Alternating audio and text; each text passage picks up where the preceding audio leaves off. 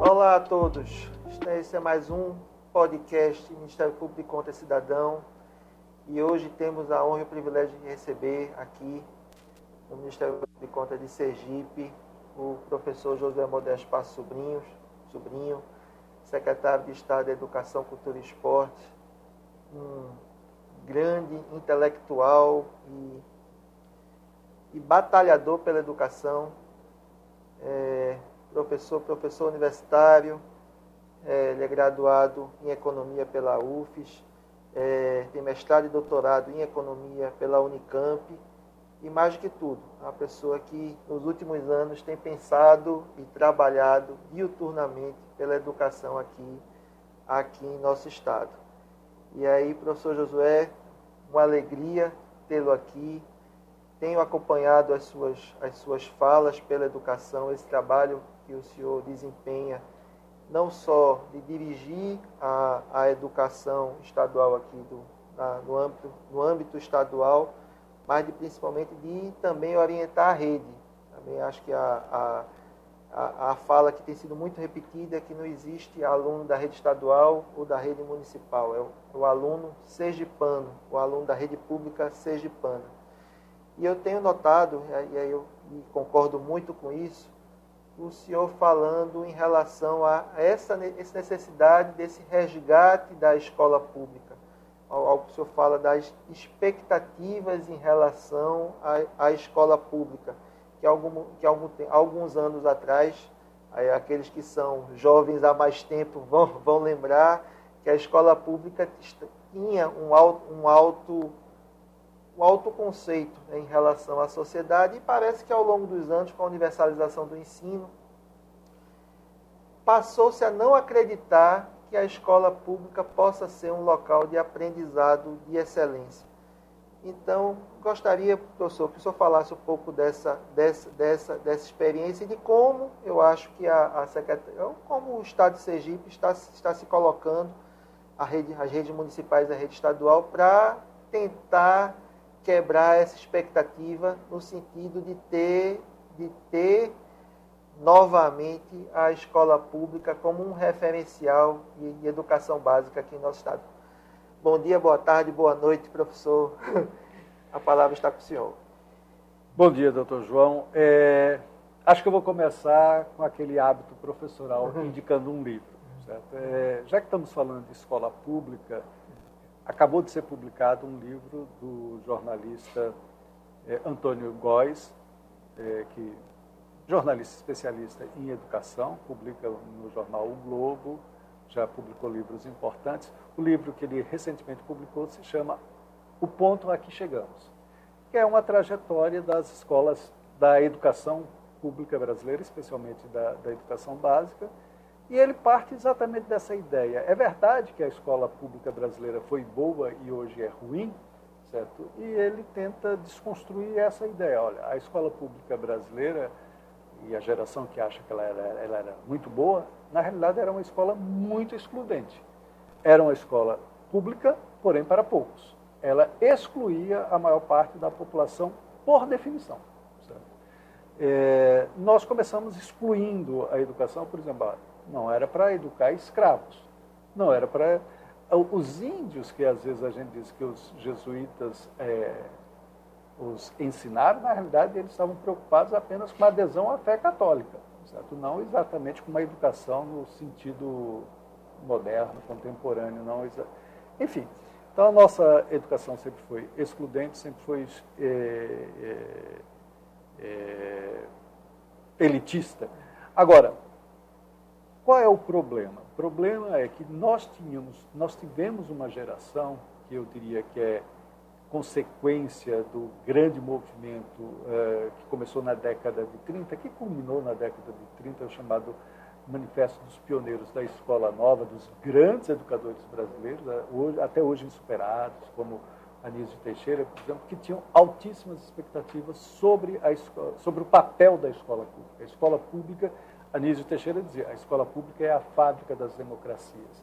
Mas não apenas isso, é o lugar da autonomia, de construção de sonhos, de construção também de uma sociedade republicana, democrática, com um projeto de inclusão de todos, de criar um espaço para todos que compõem a nossa sociedade. Essas altas expectativas que tínhamos todos sobre a escola pública. Eu fui dessa geração, fui beneficiário dessa geração, eu só estudei em escola pública, como eu digo, do primário, passando pelo exame de admissão, etc., até o doutorado, sempre em escola pública. E depois a escola pública brasileira, no momento que ela começava a se expandir, integrar novas camadas, ela foi sendo abandonada pela classe média, certo? E dizendo assim, a escola pública não é um lugar bom, é um lugar perigoso, é um lugar onde não se aprende, etc. Vamos para outro tipo de escola. Certo? Então, primeiro, é importantíssimo dizer assim, olha, não existe sociedade democrática, não existe sociedade desenvolvida sem um sistema público forte, de qualidade, de educação básica. Certo? Isso tem no Japão, tem nos Estados Unidos, em todos os países da Europa. Público de qualidade, universal, com equidade. Educação básica é isso. Tem que ser isso. Bom, segundo, então nós temos um problema, esse problema nosso de gestores é criar, voltar a ter um diálogo com a sociedade para que ela tenha altas expectativas sobre a escola. E aí, uma questão que eu já mencionei, é um corolário disso, o não funcionamento da escola é altamente cobrado. O senhor sabe, doutor Bandeira, o senhor acompanha isso, como é fácil fechar a escola pública no Brasil. Qualquer coisa que tem. Teve uma inundação no município. Por que não colocar as pessoas na escola? Certo? Tem um problema aí.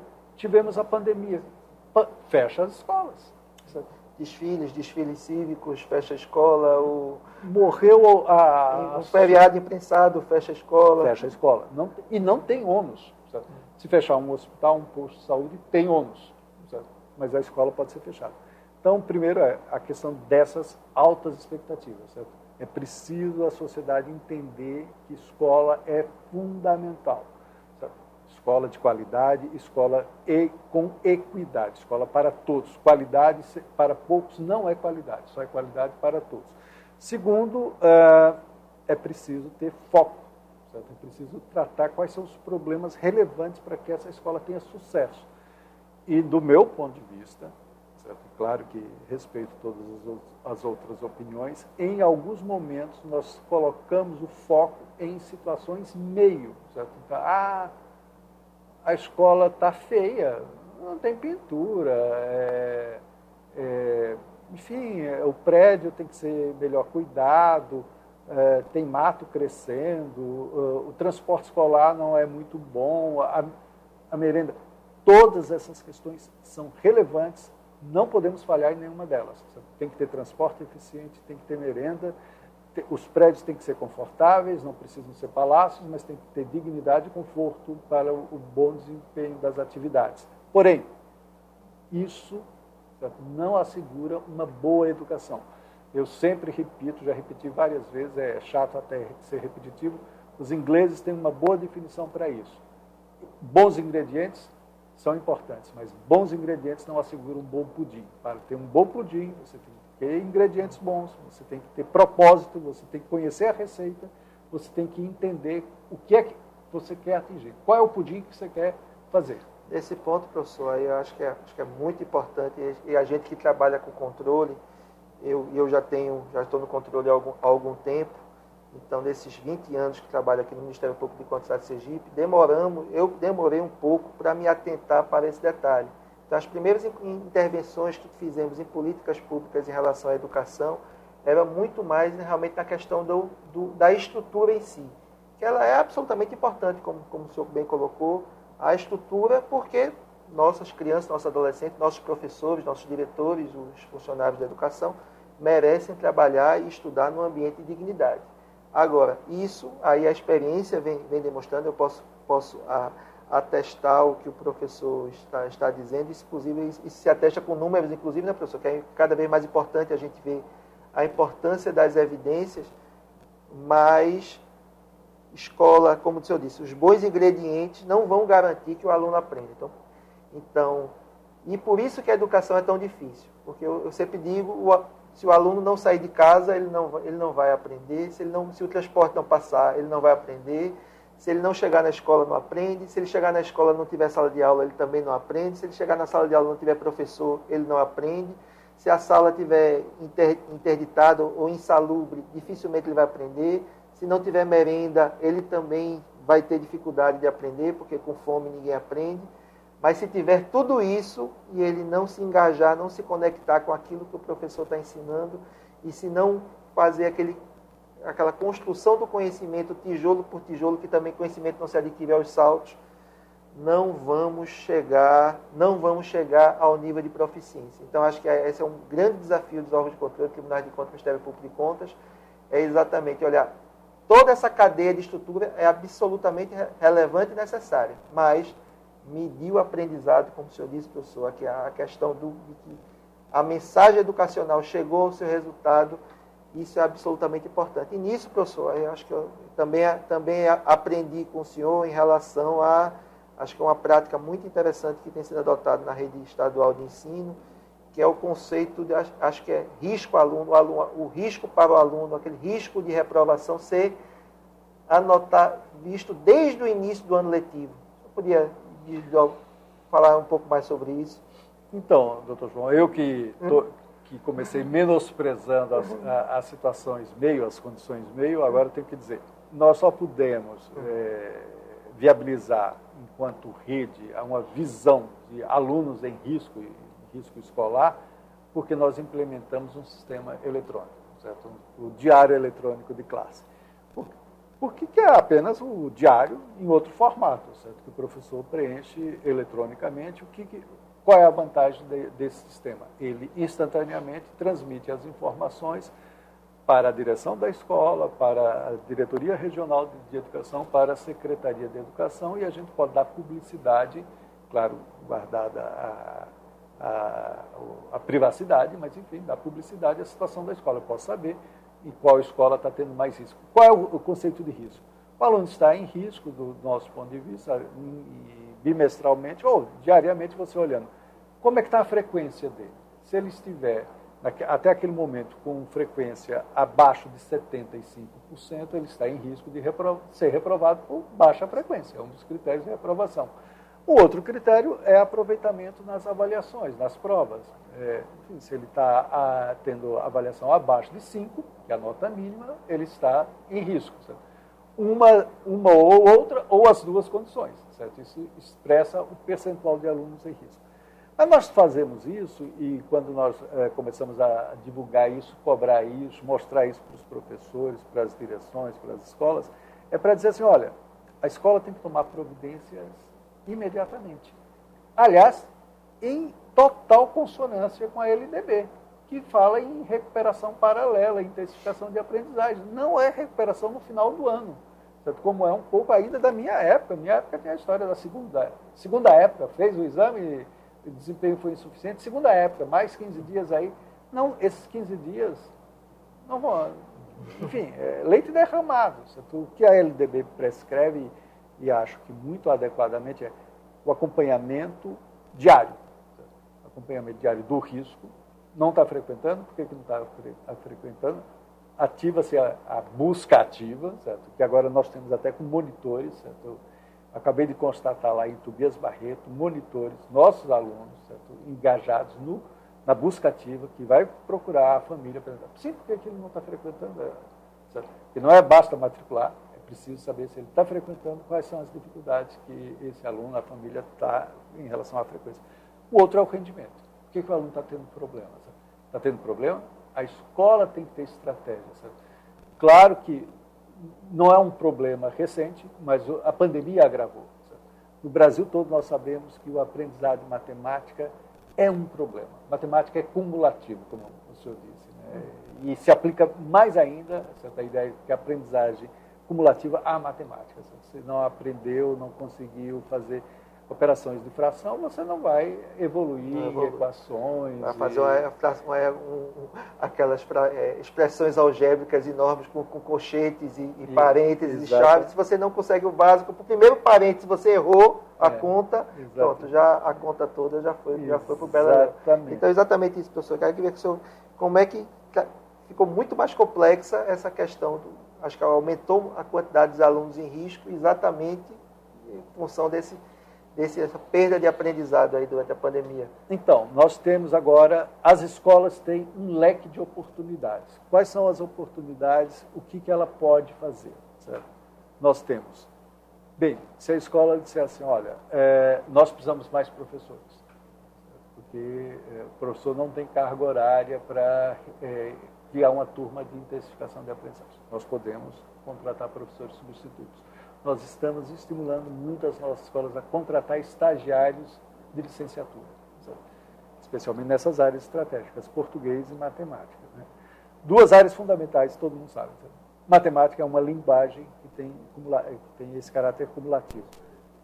Português, a expressão escrita e oral é fundamental. Ninguém aprende história se não sabe ler e escrever, certo? E sociologia, filosofia e assim o que vai. Então, nós focamos, professor substituto, carga horária do professor, que esteja disponível na escola, professor substituto, professor temporário, estagiário do ensino superior e agora monitores de desempenho. Certo? Nós liberamos 5.000 vagas, certo? Para os nossos estudantes, os que deem melhor desempenho, nota acima de 6, certo? Eles podem ser monitores, certo? Como tem nas universidades, para a educação básica. Eles vão ajudar os seus colegas e essa proximidade, tanto do estagiário, proximidade etária, tal, do estagiário quanto do monitor, nós acreditamos que também é outro facilitador para engajar mais os nossos alunos nessa aprendizagem. E os senhores fazem lá monitoramentos e contínuos de avaliações para verificar se a questão está, se esse trabalho dos monitores está funcionando? Na realidade, o nosso programa, infelizmente, está começando agora. Está ainda começando, está a primeira turma ainda. Certo? Bom, nós agora vamos ter uma avaliação indireta, que é a avaliação do professor. Certo? Nós ainda não temos. O senhor mencionou bem, doutor Bandeira, a questão de termos medidas. Certo? Sergipe era um dos estados que não tinha um sistema de avaliação. O SAES, o Sistema Estadual de Avaliação da Educação Básica, teve a primeira edição no ano passado. Então, para mim é um desdobramento que eu espero do próximo governo, além dessas avaliações de larga escala, que servem para fixar os resultados finais, é importante ter avaliações parciais, certo? De larga escala também, certo? Que é comparativa, não depende do professor. Tem coisas fundamentais nessas avaliações de larga escala. Um caso importantíssimo, em São Paulo. É um caso que ficou registrado na literatura. A avaliação de larga escala do Estado, na avaliação de larga escala no Estado de São Paulo, em matemática, que em tese é a coisa mais objetiva que existe para avaliação, os alunos negros, especialmente os meninos, têm nota muito mais, significativamente mais altas na avaliação de larga escala do que na avaliação feita pelo professor. Isso nos diz muito sobre a escola, sobre a sociedade brasileira, certo? E nos diz muito também sobre a importância de termos elementos de comparabilidade e objetividade propiciado por essas medidas de larga escala, que não substituem a avaliação própria do professor, a estratégia própria do professor, o feedback que o professor tem nas suas avaliações regulares, cumulativas, são importantíssimas, mas elas precisam ser calibradas por essas avaliações de longo prazo. Larga escala, desculpa. Uma das questões, acho que quando logo começamos a trabalhar a educação, e aí acho que houve uma convergência, acho que foi muito interessante essa convergência que houve aqui no estado de Sergipe, foi exatamente nesse sentido de identificarmos a importância dessa avaliação de larga escala que Sergipe, via a Secretaria aqui de Estado, colocou, que é o SAES, né? Então, acho que é de muita importância, porque ela vai dar exatamente esses subsídios todos para saber não só a fotografia no momento, mas, digamos assim, para onde o filme está se encaminhando. Né? O filme a gente já vai percebendo, quando a música muda, o encaminhamento dele, você sabe, você vai para um final feliz ou você vai para um final triste. Então, os números do SAESE nos mostram isso. Mas, professor, o nosso tempo já está próximo de acabar, mas eu gostaria que o senhor falasse, aproveitasse esse momento para estipular uma coisa que eu vejo muito importante, e eu acho que foi uma grande vitória da educação sergipana, o SAESE. Gostaria que o senhor falasse a importância do SAESE, especialmente que é esse sistema de avaliação, essa prova que o Estado de Sergipe faz paralelamente ao SAEB, que é o que dá o índice de proficiência para o IDEB, mas a experiência do SAESE e qual é a importância dele para o planejamento digamos assim, dessa retomada da escola pública, que, como dissemos lá no início, sem escola pública de qualidade, nós não conseguiremos os nossos índices de desenvolvimento que nós tantos queremos. Olha, doutor Bandeira, o SAESE, eu acho que foi uma vitória importantíssima e, felizmente, nós estamos vendo agora, quer dizer, com a divulgação do primeiro IDESE, com a lei do ICMS social, com sua regulamentação, com o novo Fundeb, que tem uma parcela, a parcela VAR, que mede objetivamente desempenho não apenas em qualidade, mas também em equidade. Certo? Então, eu acho que nós estamos passando, digamos assim, sinalizando a direção que a educação pública precisa ter. Eu estou muito feliz com o primeiro SAESE que fizemos. Agora nós vamos montar uma estratégia, apresentar metas para o Estado, para os municípios, quais serão as nossas metas de crescimento. Certo? Certamente terá também o Sistema Nacional SAEB, certo? Cuja edição, essa é a última, certo? Ele vai propor novas metas, que se espera, certo? E novas metodologias.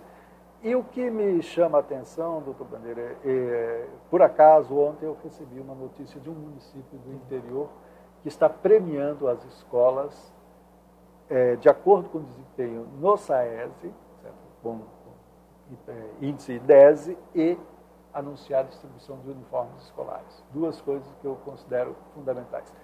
Novamente, eu disse para o senhor, condições meios não são tão relevantes, porém, sempre a gente começa afirmando, depois relativiza. Uniforme, por exemplo, é uma questão de equidade. Certo? Quer dizer, ora, se a família, ao fim e ao cabo, não leva a criança para a escola porque não tem roupa, certo?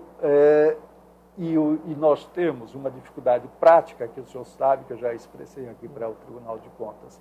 Os recursos vinculados à educação têm restrições de uso para várias ações de interface para atingir um ensino integral, uma educação integral. Certo? O uniforme é uma das coisas. Então, quando o Estado começou a distribuir o uniforme e os municípios começaram a fazer a mesma coisa, quando o Estado começou a distribuir kit material escolar e os municípios começaram a fazer a mesma coisa, acho que nós começamos esse movimento muito bom, esse movimento de emulação. Boas práticas emulam boas práticas.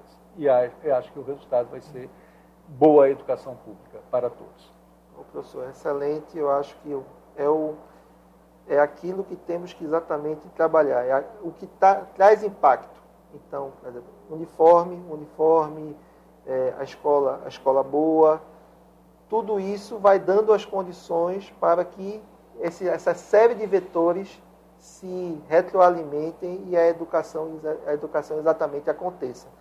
Então, só que o problema é esse: se faltar um ingrediente, se faltar um daqueles vetorizinhos, pode ser que tudo desane. Então, acho que foi muito importante as suas palavras, trabalhar com dados, trabalhar com aquilo que dá resultado. O senhor falou também na parcela VAR, na parcela nova do Fundeb. Lembro aos municípios que temos até 15 de setembro, os municípios têm para informar o cumprimento das condicionalidades ao Ministério da Educação, para se habilitar a percepção dessa parcela VAA. E voltando, digamos assim, fechando o ciclo, que é muito importante em pedagogia, a gente fechar o ciclo. Então, veja, a educação básica de qualidade, a gente passa por criar as condições, monitorar se elas estão acontecendo. Eu acho que o SAES é esse grande instrumento de monitoramento e de indicar para onde devemos ir. Então, acho que é muito importante. E precisamos realmente mudar as expectativas e acreditar na escola pública de qualidade. Isso é muito importante. Eu digo, professor, aí trazendo uma experiência do direito, que é a minha formação, que eu exerço meu ofício. Havia dois filósofos, Conrad Hesse e Fernando Lassalle, discutindo o que é que trazia a força da Constituição. Lassalle dizia que a Constituição em si era um pedaço de papel. Quem mandava eram os fatores reais de poder, a política, o fato econômico, etc. E Conrad Hesse atestava que, certo, isso tem influência, mas o pedaço de papel, por si só, o livrinho da Constituição, o fato de a sociedade se mobilizar para criar uma Constituição, isso já muda a realidade. Agora, ele dizia, complementava, isso mudará muito mais a realidade quanto mais as pessoas, a sociedade, acreditar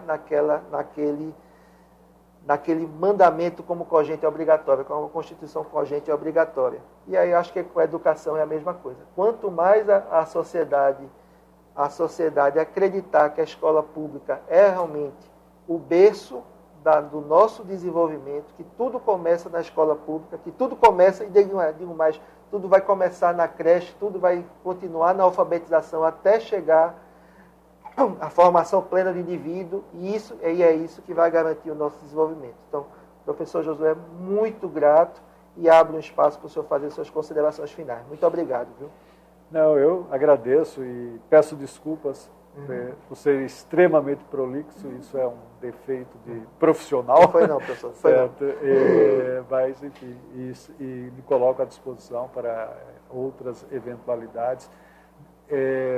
A prolixidade se deve ao assunto ser tão apaixonante, certo?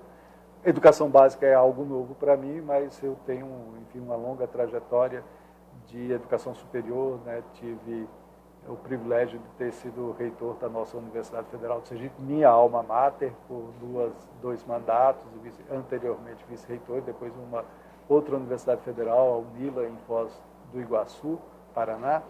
Então, eu só tinha experiência no ensino superior e agora a educação básica, para mim, é descoberta, certo? É educação, mas tem suas peculiaridades, foi uma experiência extremamente instigadora para mim. Obrigado e desculpem novamente ser tão prolixo. É isso, professor. Obrigado a todos e até a próxima entrevista aqui no nosso podcast. Sigam-nos nas redes sociais. Obrigado, um abraço a todos.